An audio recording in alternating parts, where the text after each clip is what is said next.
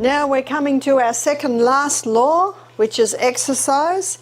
Second last because, yes, last but certainly not least, but we've got one more to do, and that's tomorrow, where we go to the mind and look at the importance of trusting in God and the actual effect it has on our brain and our whole body. But today, in this lecture, we're going to be looking at exercise, often called the forgotten remedy. Called the forgotten remedy because many people don't exercise. And it's one of the reasons I mentioned earlier in the week why doctors have to use mesh. Have you ever wondered how health experts manage to stay fit with their busy schedules? What quick fitness tips would a renowned natural health educator like Barbara O'Neill recommend for those of us always on the go? Each health professional brings their unique insights based, ready to transform your fitness regime with advice straight from the expert? Let's get started with these expert tips. In this lecture, we're going to be looking at exercise, often called the forgotten remedy. Called the forgotten remedy because many people don't exercise. And it's one of the reasons I mentioned earlier in the week why doctors have to use mesh. The most probably powerful form of exercise that all the exercise gurus agree with today is the high-intensity interval training. And the high-intensity interval training, as the name implies, are intervals of high intensity. So let's define high intensity. So high intensity is anything that gets the heart rate up and increases breathing. So that could be running up hills. That's what Michael and I do every morning at Misty Mountain. It could be exercise bike. Probably most of the research that's been done on the high-intensity interval training has been done on the exercise bike. So if someone's unstable on their feet, if they have ankle, knee or hip problems, the exercise bike is great because they're holding on. So the high intensity is cycling as hard and as fast as you can go. And 30 seconds is probably what most have come at. So who I'm quoting from here is Dr. Doug McGuff. He wrote the book Body by Science. And another book is Pace by Dr. Al Sears. He's called The Exercise Doctor. And another book, and that's a fairly well-known one, called by Dr. Michael Mosley, and that's Fast Exercise. So what I do is I read all of these books, and then I pull it in and summarise. And what I found that probably the common denominator in times would be 30 seconds.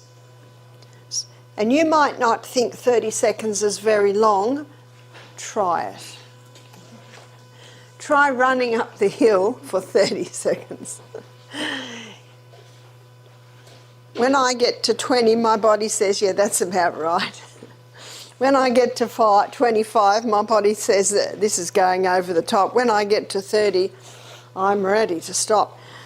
I count, and it's not 1, 2, 3, 4, 5, 6, 7, 8, 9, 10, as you know. Seconds is 1 and 2 and 3, and when I count, I know my steps. I get into a rhythm with counting and my steps. Could be swimming. It could be swimming very fast. It could be on the rebounder. If you jog on the rebounder, you'll get high intensity, or leaping very high, you'll get high intensity. It could be push-ups. Anything that gets the heart rate up and the respiration increase. Recovery time. What's recovery? What the research has shown is the best recovery is not sitting down. The best recovery is just going slower. So if you're on the exercise bike, it's just slowly cycling. If you're on the rebounder, it might be just the health bounce. This is the health bounce. If you're running up hills, and that's what Michael and I do, we walk down the next side. And I know when I was in Mount Isa is a mining town in northern New South Wales, well, northern Australia. It's right up in. So if you look at Australia, sorry, it's not a great one of Australia, but it's something like that. So you know that most of Australia, that's desert. So most people live on the coastal areas. Well, Mount Isa is about here, so it's fairly deserty. And I was asked to give a series of meetings there for a week. So I always explore the town early in the morning on my early morning walk, and I found not far from the town, easy walk, even a few minutes walk, there are these big hills like this. So I think it's what's come out of the mines, I guess. So it's probably not quite that sharp, but it'd be like that. Barbara highlights that even short sessions of HIIT can significantly improve fitness and metabolic health. She recommends exercises like running uphill, cycling vigorously, or even fast swimming to engage in HIIT. According to her, this form of exercise can fit into a busy schedule, providing maximum benefit in minimal time. If you like this video, please like and subscribe. And let us know how you plan to incorporate these tips into your busy routine. I found that very attractive because I'm very busy. And so the less exercise time, the better. But I have to tell you my story and how I got into exercise. I used to think I didn't need to exercise because I'm always busy, running here, running there, doing this, doing that. That's why the 10,000 steps, or how many steps, it's not really accurate. But this is accurate. Because you can do 10,000 steps a day and you might never get to high intensity. I was in New Zealand, so this is 18 years ago. I was in New Zealand and I was staying at a lady's place, and she said to me, Barbara, I do a 5K walk every morning. Do you want to join me? And I said, yeah, I've got no kids at home. I still had a few kids at home. I used to get up and light the fire and get the kids up and, put the washing on, Halfway round the 5.5K walk, I couldn't keep up with her. And I'm the health teacher, and she's twice my size, 10 years younger than me. I felt a little embarrassed because I could hardly keep up with her. The next day when I woke up, I could hardly move. And she said, are you coming today? I said, sure, I'm the health teacher. She had a friend with her that day. They were just way ahead of me the whole time, and I was... You know, there's an interesting verse in the Bible. It's found in Exodus 15:26, and it says, if you will diligently hearken, it's an old word for listen, to the voice of the Lord your God. You know what I said to my body? I'm hearing you. I'm listening. What did this pain tell me? What I do in a day is not enough. It's not enough. It's not enough. I learnt my lesson. It's not enough.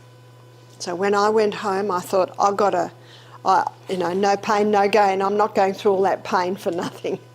I'm going to implement an exercise program. What I had to do was go to bed earlier, get up earlier. I had to exercise at 5:30. It's the only way I fitted it into the day. Because I was the health director it was at Mountain View, it was down in Victoria. I still had a couple of kids at home. I used to feed all the single staff because the only way they got well fed. So I was a busy lady. So the only way I could do it was to go to bed a little bit earlier. And I would do a half-hour walk. There were hills, did a couple of hills. Where I used to always have cold feet, always getting cold feet. After I did this, no more cold feet. In fact, a whole lot of things happened that surprised me. And I'd get back into the house and I've got the scarf off, the hat off. Wow, this house is too warm. And everyone in the house is... And we had a guy staying at the Times. His name's Dr. Jonathan Gibbs. And he's got 3 PhDs, real smart cookie of a guy. After 2 years, his teachers couldn't answer his questions. And one of his PhDs was the effect of exercise on the cell. And he said, I can tell you exactly what's happening. He said, a network of capillaries is being opened in the body that equals distance around planet Earth. That's incredible, isn't it? That's why I no longer got cold feet. They're the capillaries, they're your eyes, your brain, your ears, so your eyesight, your hearing, your brain function. Barbara explains that when we exercise, especially during high-intensity activities like interval training, our cells become more efficient at processing energy. This not only helps in immediate energy utilization, but also improves overall metabolic health. Thank you for watching. If you found these fitness tips from Barbara O'Neill helpful, Don't forget to hit the like button and subscribe for more content. Share your thoughts in the comments below on how you'll integrate these routines into your busy schedule. Stay active and healthy.